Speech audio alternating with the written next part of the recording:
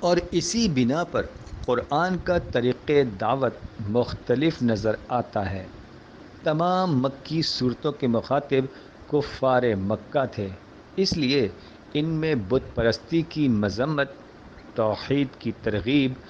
عجائب قدرت کا بیان، عذاب الہی سے تخویف اور صنادید قریش کی مخالفت کے جواب کے سوا کچھ نہیں۔ لیکن جب حضرت صلی اللہ علیہ وآلہ وسلم مکہ سے ہجرت کر کے مدینہ تشریف لائے تو یہود سے سابقہ پڑا، اور اب قرآن کا طرز خطاب بدل گیا۔ چنانچہ ابتدائی مدنی صورتیں زیادہ تر یہود کی مذہبی تاریخ، ان کی تحریفات اور ان کی اخلاقی کمزوریوں اور قصص بنی اسرائیل پر مشتمل ہیں۔ سب سے آخر میں نصارہ کی باری آئی، اور فتح مکہ کے بعد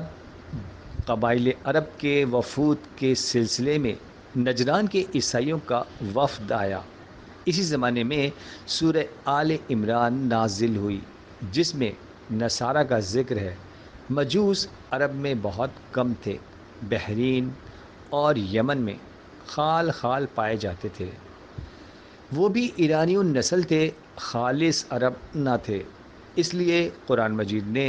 کسی سورہ میں ان کے ساتھ خطاب نہیں کیا، البتہ جا بجا مناسب موقعوں پر ان کا نام لیا ہے، اور ان کے عقائد کی تردید اور ان کی ثنویت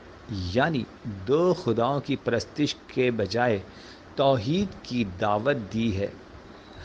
اگرچہ یورپ کا دعویٰ ہے کہ عرب میں اسلام صرف تلوار کے زور سے پھیلا، لیکن ابتدا میں جن اشخاص اور جن قبائل نے اسلام کو قبول کیا، ان کے اوصاف پیش نظر کر لینے کے بعد صاف ثابت ہوتا ہے کہ اسلام اپنے لیے ایک اثر پذیر دل کا جویاں تھا، اور جب یہ آشیانہ مل جاتا تھا تو اس کے سامنے یہ طائر قدس اپنے پر ڈال دیتا تھا۔ چنانچہ ابتدائے بعثت میں جن اشخاص نے اسلام کو قبول کیا وہ وہی تھے جو نیک طبع، ایماندار، راستی پسند اور حق جو تھے، اور جو نبوت کے اوصاف و خصائص سے واقف تھے، گزشتہ آسمانی مذاہب سے کچھ نہ کچھ آگاہ تھے، اور معاشرت اور تمدن سے بہرہ تھے۔ اشخاص کے علاوہ جن قبائل اور آبادیوں نے اسلام کے قبول کرنے میں پیش دستی کی، وہ بھی وہی تھے جن میں یہ خصوصیتیں پائی جاتی تھیں۔